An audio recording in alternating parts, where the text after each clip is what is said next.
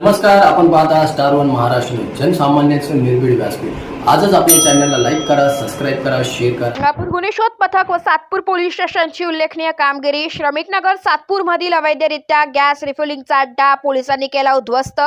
Parth hotel मागे माळी colony road, श्रमिकनगर Satpur Nashik येथील अवैधरित्या चालू असलेल्या गॅस रिफिलिंगच्या अड्ड्यावर छापा टाकला असता सदर ठिकाणी शेडनेट व पत्र्याचे कंपाऊंडच्या आवारात इसम संजय रामराव शेळके राहणार अशोकनगर नागरे चौक लोणे यांच्या घरात भाडेकरी नाशिक, प्रशांत गुलाबराव बोरसे राहणार शिवाजीनगर, सचिन जाधव यांच्या घरात भाडेकरी कृष्ण मंदिरासमोर नाशिक हे गॅस भरण्यासाठी वापरण्यात येणारे 3 इलेक्ट्रिक पिस्टन व मोटारचे मदतीने भारत गॅसच्या सिलेंडरमधून रिक्षांमध्ये गॅस भरताना मिळून आले।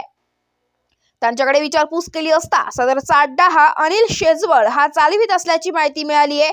पोलिसांनी पंचनामा करून सदर ठिकाणाहून भारत गॅस व HP कंपनीचे LPG गॅसचे घरगुती वापराचे भरलेले व रिकामे एकूण 57 गॅस सिलेंडर LPG गॅस रिक्षात भरण्यासाठी वापरले जाणारे 3 पिस्टन व इलेक्ट्रिक मोटार, 3 इलेक्ट्रिक वजन काटे, 2 ऑटो रिक्षा व रोख रक्कम असा एकूण 4,82,760 रुपये किमतीचा मुद्देमाल जप्त केलाय।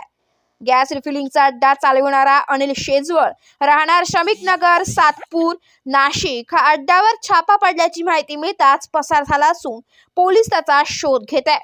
पोलिसांनी सदर कारवाईवरून सातपूर पोलीस स्टेशन येथे गुन्हा दाखल करण्यात आलाय।